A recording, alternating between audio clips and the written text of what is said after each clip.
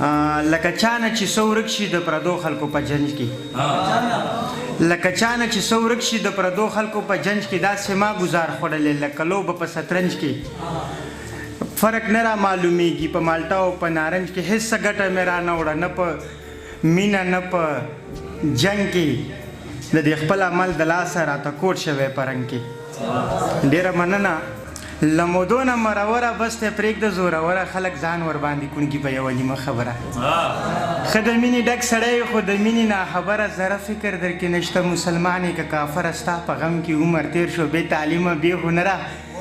زه تا وګټله خات شي زما بیله بختوره زه غلطي خپله منمه ما غلطي وکړه جانانه د ستا هسې دغه خالو زما هسې دغه حالو تا بیخي وکړه جانانه ما به ویلې په کلار شه تا تعدي وکړه جانانه څومره لویه فیصله دي سمدستي وکړه جانانه څومره لویه فیصله دي سمدستي وکړه جانانه اوس ته چېرته کې ورکه یې زمانه بېدرکه یې زما د زړګي خانه یې زما د زړه ملکه جدایي زغملی نه شي بېرته راشه ونه ځکه ما دې نښې سنبال کړي دا پانزیب دا دې کنجکه ما دې مهرباني ډېره مهرباني جدایي زغملی نه شي بېرته راشه ونه ځکه ما دې نښې سنبال کړي دا پانزیب دا دې کنجکه زه چې زو دې نه ریباره له دې کډو له کنډکه کډه کوډه دې رانغاړه د لیوال سره ښه کلکه مونږ نه پاتې د ریباره ستا خواري زباني ځکه چې سپوږمۍ ترې کډه وکړه مونږ په دې کلي کې څه کړ ډېره مهرباني تا ته وایم شاعره یې په خپلو کړو غاوره تا ته وایم شاعره یې په خپلو کړو غاوره دا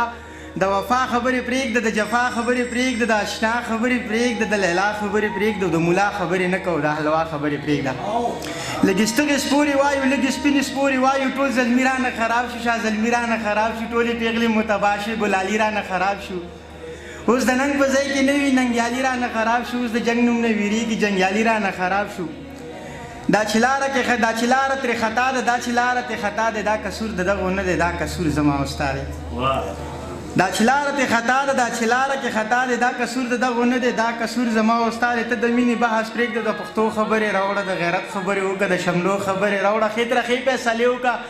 د جرګو خبرې راوړه د جان خبره پرېږده د جانان خبره پرېږده تاریخونه راژوندي که کتابونه راژوندي که پښتانه خو ننګیالي وي صفتونه راژوندي که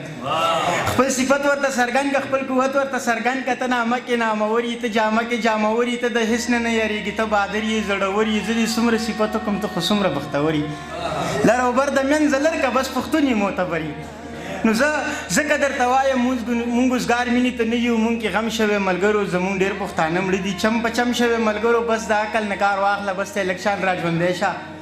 بس ته زغره دې راواخله بس ته لږ شان را ګړندی شه یا پاګل د ځان نه جوړ کا او یا ګوره لیونی شه نور د مینې نه کلار شه ای لیواله غرسنی شه دا